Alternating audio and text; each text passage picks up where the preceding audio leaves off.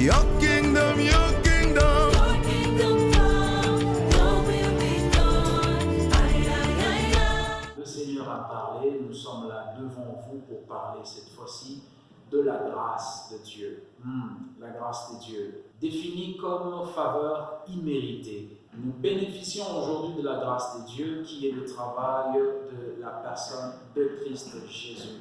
Jean est en train de nous parler et il nous dit, alors que la loi est donnée par Moïse, la grâce et la vérité nous sont parvenues, nous sont données par Jésus-Christ. Vous voyez, le même Dieu de la loi et le même Dieu de la grâce. Nous allons ici chercher à établir le lien qu'il y a entre la grâce et la loi. Déjà, Christ pouvait parler et dire qu'il n'est pas venu pour abolir la loi, mais il est venu pour l'accomplir.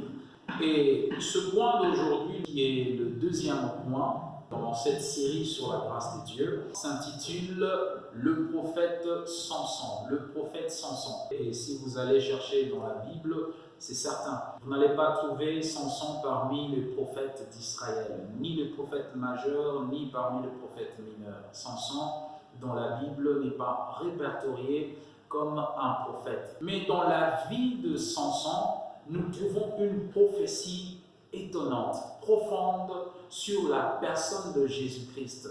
Et cela nous parle justement de la grâce de Dieu. Et c'est cette prophétie de Samson, cette parole qui sort de la bouche de Samson, qui nous permettront de comprendre le lien qu'il y a entre la loi et la grâce, qui nous permettront de comprendre le sens même de la grâce de Dieu. Je nous invite à faire une lecture. Juge 13, le premier verset, il est dit « Les enfants d'Israël firent encore ce qui déplaît à l'Éternel, et l'Éternel les livra entre les mains des Philistins pendant 40 ans. » Voilà les contextes dans lesquels ce temple de Samson va naître en Israël. Ils sont déjà en esclavage. Samson va naître, le peuple d'Israël est en esclavage. Juge 14, le premier verset. Samson descendit à Timna et il y vit une femme parmi les filles des Philistins. Lorsqu'il fut remonté, il déclara à son père et à sa mère et dit « J'ai vu à Timna une femme parmi les filles des Philistins.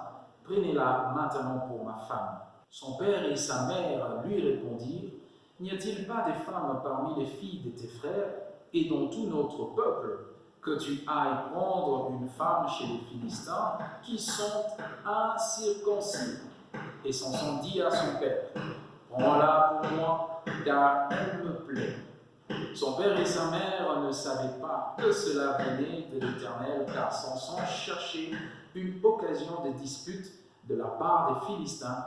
En ce temps-là, les Philistins dominaient sur Israël. Samson descendit avec son père et sa mère à Timna. Lorsqu'ils arrivèrent aux vignes de Timna, voici un jeune lion rugissant vint à sa rencontre. L'esprit de l'Éternel saisit Samson et sans avoir rien à la main, Samson déchira le lion comme on déchire un chevreau. Il ne dit point à son père et à sa mère ce qu'il avait fait. Il descendit et parla à la femme, et elle lui plut. Quelque temps après, il se rendit de nouveau à Timna pour la prendre, et se tourna pour voir le cadavre du lion, et voici, il y avait un essaim d'abeilles et du miel dans le corps du lion. Il prit entre ses mains le miel dont il mangea pendant la route, et lorsqu'il fut arrivé près de son père et de sa mère, il leur en donna, et ils en mangèrent, mais il ne leur dit pas qu'il avait pris ce miel dans le corps du lion. Le père de Samson descendit chez la femme, et là, Samson fit un festin, car c'était la coutume chez les jeunes gens.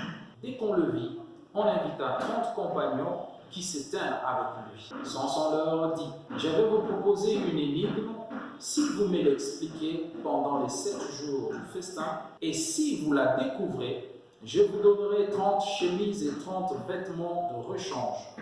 Mais si vous ne pouvez pas me l'expliquer, ce sera vous qui me donnerez 30 chemises et 30 vêtements de rechange. » Ils lui dirent, « Propose ton énigme, et nous l'écouterons. » Et il leur dit, « De celui qui mange est sorti ce qui se mange, et du fort est sorti le doux. » Pendant 3 jours, ils ne purent expliquer l'énigme.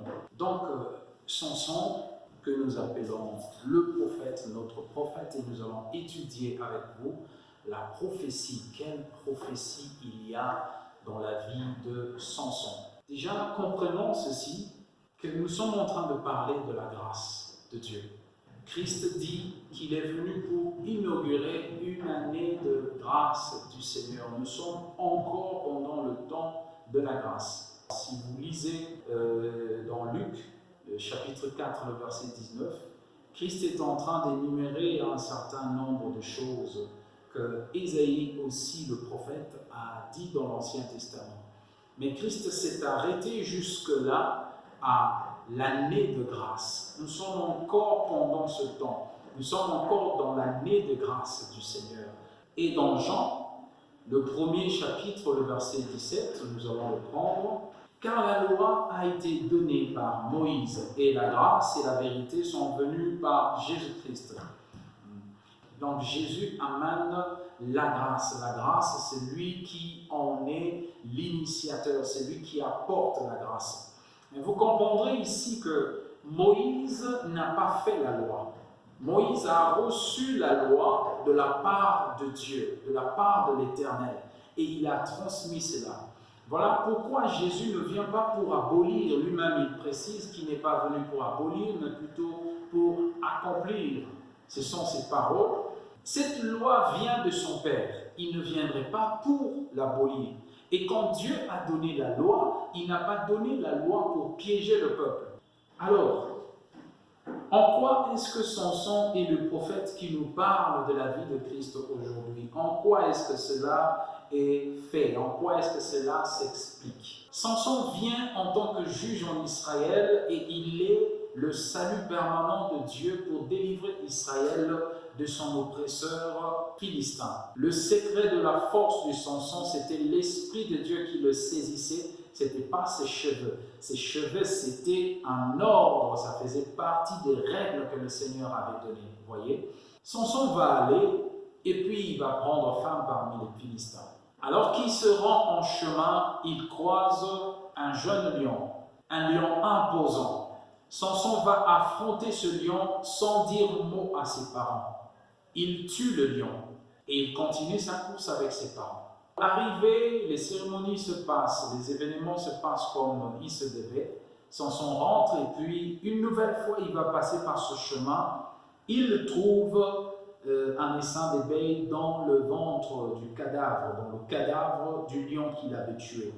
Il va prendre ce miel-là qu'il va manger et il apporte aussi à ses parents, on précise qu'il ne leur dit pas d'où venait ce miel. Alors Samson se rend à nouveau avec ses parents juste pour prendre la femme cette fois-là. Ils organisent un festin qui devait durer 7 jours et il propose son énigme. Il dit: de celui qui mange est sorti ce qui se mange, du fort est sorti le doux. Maintenant, ce que nous voulons comprendre, où se situe la prophétie de Samson? En quoi est-ce que notre message est intitulé « Prophète Samson » ? C'est que de la bouche de Samson est sortie une prophétie sur le ministère terrestre de Christ Jésus.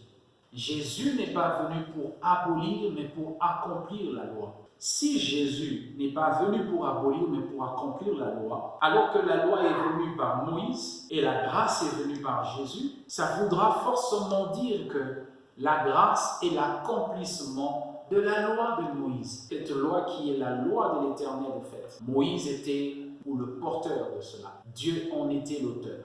De la même manière ici, Christ est le porteur de la grâce. Voilà. L'apôtre Paul est en train de nous expliquer comment est-ce que la loi dévore le peuple. L'apôtre Paul est en train de nous expliquer que la loi est devenue un piège. Je voudrais vous faire comprendre que Dieu a vécu avec Abraham une vie et il a établi des principes de vie avec Abraham qu'il a appelé son ami. Abraham apprend à ses enfants comment vivre avec son ami, l'Éternel. Isaac, après Abraham, va vivre avec l'Éternel, avec les habitudes de vie qu'il a appris d'Abraham, son père. Arrivé au niveau de Jacob, Dieu va décider de multiplier Abraham et de faire de Jacob tout un peuple. Il se fait que Jacob, justement, va sortir pour aller s'installer en Égypte où Dieu va le multiplier. Et Israël devient un peuple. Maintenant, ce peuple se retrouve en esclavage après la mort de Joseph, sous un pharaon qui ne connaissait pas Joseph. Il est arrivé un temps où Dieu veut délivrer ce peuple comme il l'avait promis à leur père Abraham. Après 400 ans, ce peuple devait être délivré. Et Dieu va commencer ce travail de délivrance et 430 ans après, Israël va sortir de l'Égypte, de l'esclavage. Mais Israël va partir de l'Égypte, sortir de l'Égypte, mais ayant encore l'Égypte en eux. La manière de vivre que leur père Jacob avait avec l'Éternel, Israël ne l'avait plus à cause de l'esclavage. Israël a appris l'existence d'autres dieux et l'Éternel se présente à eux en disant qu'il est le Dieu d'Abraham, d'Isaac et de Jacob. Il dit au fait qu'il a marché avec Abraham, Isaac et Jacob, que c'était à leur tour maintenant de marcher avec Dieu, avec l'Éternel. Il ne s'agit plus d'une relation entre Dieu et Israël, la personne, mais il s'agit de Dieu et le peuple d'Israël, les descendants de Jacob. Vous voyez, les descendants d'Isaac, les descendants d'Abraham. Dieu va donner la loi pour enseigner à Israël comment vivre avec lui. La loi va venir comme un enseignant, comme un pédagogue pour apprendre à Israël comment marcher avec le Dieu de leur père. Que Dieu vous bénisse abondamment. Voilà dans quel contexte Dieu va donner la loi aux enfants d'Israël pour détacher Israël des manies d'Égypte, des manies des peuples ramassés avec lesquels ils vivaient en Égypte, les détacher des cultures et des coutumes des peuples qui étaient polythéistes afin de le ramener à lui. C'est dans ce cadre que la loi est transmise à Moïse qui donne au peuple d'Israël la loi de Dieu. Dieu donne des éléments pour apprendre à ce peuple une nouvelle façon de vivre. Et Dieu va même retarder leur arrivée à la terre promise en leur passant par le chemin de la mer Rouge, puis le désert, puis le Jourdain, pour que ce peuple apprenne à vivre avec lui au travers de la loi. Vous voyez, au travers de la loi. C'est dans ce cadre que la loi de Moïse est venue. Mais il se fait que cette loi est devenue impossible à vivre. La loi est devenue un fardeau. La loi est devenue une difficulté. La loi est devenue une barrière infranchissable. Comprenez que Dieu a promis des choses à Abraham. Dieu a promis tellement de choses à Abraham. Il pouvait même dire que c'est dans Abraham que toutes les familles de la terre vivraient la bénédiction. Dieu a fait de la bénédiction une exclusivité en Abraham, comme nous l'avons déjà dit. Mais la loi est devenue une barrière infranchissable entre les promesses de Dieu pour son peuple et le peuple de Dieu. Et justement, dans ce cadre-là, ne sachant pas vivre la loi de Dieu, nous voyons Israël se retrouver donné en pâture aux Philistins. Israël se retrouve livré aux Philistins et ça faisait déjà 40 ans. Dieu, par amour pour son peuple, va envoyer quelqu'un pour commencer à intervenir et casser les genoux des Philistins sur le peuple d'Israël. Mais la loi était invivable, la loi était vraiment invivable. Ce qui était censé donner au peuple d'Israël, descendant d'Abraham, une bonne vie. Il y a des conditions pour vivre la bonne vie que Dieu a promis à Israël de par leur père Abraham. Voyez, la Bible nous explique comment est-ce que c'est devenu compliqué, c'est devenu difficile pour Israël de vivre avec la loi. C'est comme s'ils étaient déjà condamnés avant de faire quoi que ce soit. C'est dans ce cadre-là que Jésus va venir. C'est dans ce cadre-là que Christ va venir pour faire le travail que l'humanité n'arrivait pas à faire. Cette histoire qui se passe du prophète Samson, appelons-le comme ça, cette histoire nous fait comprendre qu'au fait, le lion qui bloquait le chemin, qui dévorait le peuple, ce lion représente la loi. Personne ne peut atteindre les objectifs si le lion n'est pas terrassé, si ce lion n'est pas vaincu. Or, nous avons dit qu'initialement, la loi n'était pas là pour dévorer le peuple. La loi n'était pas là avec l'objectif de condamner le peuple. Parce que la loi donne les règles à suivre pour bénéficier des avantages de la vie avec l'Éternel. Mais en même temps, elle détermine les conséquences si on ne respecte pas ces règles-là. Et justement, le peuple n'arrivait pas à respecter ces règles. Le peuple se retrouvait année après année livré aux ennemis. Et même quand Christ intervient dans sa vie, dans son séjour physique sur la terre, Christ vient trouver encore Israël de la même manière qu'Israël était livré entre les mains des Philistins par l'Éternel. De la même manière, au temps de Christ, Israël était livré aux Romains. Samson, la délivrance proposée ou donnée par Dieu à son peuple, vient au moment où Israël est sous esclavage, 40 ans déjà. Jésus vient intervenir aussi en Israël. Israël était déjà sous le joug romain.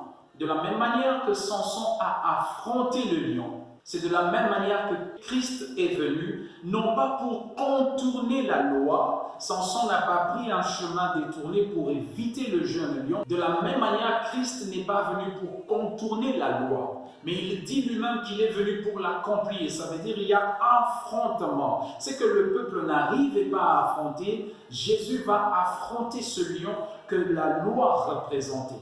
Ce lion qui pouvait déchiqueter le peuple et l'empêcher d'atteindre la vie que leur père Abraham vivait avec l'Éternel. Et voyez ce qui se passe, c'est que Samson va tuer les lions, éliminer cette menace. Après quelque temps, il va venir prendre le miel contenu dans le lion qu'il va lui-même manger et partager cela avec ses parents. C'est de cette même manière que Christ ne contourne pas la loi. Christ n'a pas aboli la loi. Il a affronté le lion et il l'a achevé. De la même manière que Samson a pris le miel dans le lion, de la même manière Christ a pris la grâce dans la loi. Si tu ne comprends pas encore, ce n'est pas grave. Au fait, la grâce que Jésus a emmenée, c'est la grâce de Dieu. Depuis tout ce temps, la grâce de Dieu était placée dans la loi. Celui qui pouvait vivre en accomplissant ou en vivant selon la loi allait bénéficier des avantages de loi de Dieu, comme Deutéronome est en train de nous dire. On donne les conséquences de quand on respecte les règles de Dieu et de quand on ne respecte pas les règles de Dieu. Maintenant, le peuple n'arrivait pas à respecter et donc à bénéficier des avantages de la vie qu'il y avait dans la loi, si on l'accomplissait. Christ va accomplir cela, il va puiser cette vie-là et nous le disposer. On l'appelle grâce parce que c'est un travail que quelqu'un d'autre va faire. C'est un travail que quelqu'un d'autre va faire et va venir nous le présenter. Il accomplit la loi, pas pour lui-même, pas pour son propre compte, mais pour le compte du peuple de Dieu. Et tout celui donc qui veut bénéficier des avantages de la loi de Dieu doit passer par Christ parce que c'est lui qui l'a accompli. La grâce, l'ensemble des bénéfices de l'accomplissement de la loi. Christ nous dispose les bénéfices après avoir fait le travail d'accomplissement de la loi. Et c'est ce que la Bible appelle grâce. Le miel qui sort du lion qui dévore. Le doux qui sort du fort qui écrase tout. La loi était ce lion qui pouvait détruire le peuple. Personne ne pouvait l'accomplir. Absolument personne. Souvenez-vous que ceux-mêmes qui s'appelaient docteurs de la loi, Christ les a confrontés et les a mis devant un fait accompli pour leur faire comprendre qu'eux-mêmes, ils n'accomplissent pas la loi. Quand il dit, alors qu'on l'amène une femme attrapée en flagrant délit d'adultère, Christ va leur dire que celui qui n'a jamais péché jette la première pierre. Et tous sont partis parce qu'ils se sont rendus compte que personne n'a accompli la loi. Et donc, ils devaient être condamnés. La condamnation persistait sur le peuple de Dieu. Le joug de la loi était sur le peuple de Dieu. Et la mort devait s'en suivre, car le péché, son salaire, c'est la mort. Mais le don gratuit de Dieu, c'est la vie éternelle en Jésus-Christ. Comprenez d'où vient la grâce. La grâce n'est pas par un coup de baguette magique donné à l'homme. Christ ne contourne pas la loi de Dieu que nous appelons la loi de Moïse. Il ne contourne pas, il l'accomplit. Il fait le travail et il ressort la grâce pour nous disposer. C'est cela de celui qui mange de la loi, qui dévore le peuple de Dieu, est sorti le miel ou la grâce qui se mange. La vie en Jésus-Christ n'est plus à se casser la tête pour faire un effort pour vivre la loi. Non, il ne s'agit pas de ça. Christ est venu pour prendre cette table et l'inscrire dans nos cœurs. Nous respectons maintenant, nous vivons selon la loi de Dieu. Plus en trouvons cela dans le texte des tables des 10 commandements, mais cela se trouve maintenant inscrit en nous. C'est ça le sens de la grâce. Il n'y a plus d'efforts à fournir. On ne souffre pas à obéir à Dieu, alors que c'était le cas dans la loi. Des sacrificateurs, nous trouvons des rois, nous trouvons des prophètes, nous trouvons même des juges tombés et consommés, dévorés par ce lion. Même Moïse a été consommé, dévoré par ce lion. Lui, que l'on peut dire, lui attribuer la loi pour dire la loi de Moïse, alors que c'était la loi de l'Éternel, Moïse a été dévoré par ce lion, il n'a pas pu passer. Parce que de tous ceux qui ont vécu, seul Christ a pu accomplir la loi. Même pas Moïse, par qui Dieu a donné cette loi, n'a pas vécu selon cette loi. Et il a été privé de la terre promise à cause de cela. Voyez? Alors, son sang nous donne cette révélation selon laquelle la grâce est venue au fait de la loi. La grâce, c'est le produit de la loi. La grâce est prise après avoir accompli la loi. La grâce est disposée. Christ vient faire ce travail d'affronter la loi afin de nous disposer la grâce. Et nous pouvons en bénéficier tranquillement aujourd'hui. Comprenez le sens de la grâce de Dieu. Comprenez qu'aujourd'hui, vous n'avez pas à souffrir comme le diable veut vous le faire croire aujourd'hui. Vous n'avez pas d'effort à fournir pour vivre la vie de Dieu. Vous n'avez plus à souffrir quand vous ne péchez pas. Vous vous dites « Ah, j'aurais pu faire comme les autres ». Il ne s'agit pas de ça. La vie de Dieu maintenant, c'est une vie à vivre avec joie, avec quiétude, avec tranquillité. Moi, chrétien, aujourd'hui, quand je ne pêche pas, je ne souffre pas de privation de ce péché-là. Non, pas du tout.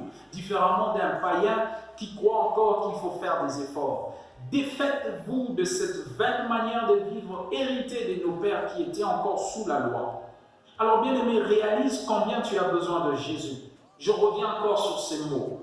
Toi qui penses ne pas avoir besoin de Jésus, toi qui penses que tu peux aller à Dieu et obtenir miséricorde, Christ a tout accompli. Dieu n'a plus de problème avec toi. Tu ne peux plus aller voir Dieu pour arranger un problème que Dieu a déjà résolu. Comprends-tu? Tu dois aller vers Christ en qui Dieu a résolu tout le problème de l'humanité avec lui. Tu as besoin de la grâce de Jésus. Tu as besoin de la personne de Jésus. Tu as besoin de le rencontrer. Le père et la mère de Samson ont goûté de ce miel, ils en ont mangé. De la même manière que Jésus n'a pas dit que la grâce vient de la loi, de la même manière Samson n'a pas dit à ses parents où il avait trouvé le miel. Ne te prive pas de cette grâce, comme la Bible nous l'exhorte. Que personne non plus ne te prive toi de la grâce de Dieu. Ne te prive pas toi-même, ne laisse personne de l'extérieur te priver de la grâce de Dieu. J'ai vu des gens abandonner la foi parce qu'il avait besoin d'un job. Et pour conserver son travail, il devait faire des choses qui n'allaient pas avec sa foi. Alors il abandonne la foi pour s'attacher à son emploi. Bien-aimé, ne permets pas cela. La grâce, elle est tout pour la vie sur la terre. Absolument tout. Et elle coûte cher. C'est un grand travail que Dieu a fait au travers de son unique Fils Jésus-Christ. Ne t'en prive pas, je te prie. Ne laisse pas ton mariage ou le comportement de ton conjoint ou de ta conjointe t'amener à ne plus vivre et bénéficier de la grâce de Dieu. Ne t'en prive pas, bien-aimé, je te prie. Ne laisse même pas le diable venir mettre dans ta tête qu'il y a des efforts que tu dois fournir afin de bénéficier de la grâce de Dieu. Non, non, non, non. S'il y a quelque chose à payer en contrepartie pour bénéficier de la grâce, je l'ai dit et je le répète, c'est la foi. Que Dieu te bénisse. Va plus loin. Produis ce que tu n'arrivais pas à produire hier, car la grâce de Dieu est là. Et Jésus a fait le travail de la croix. Que Dieu vous bénisse. Your kingdom come.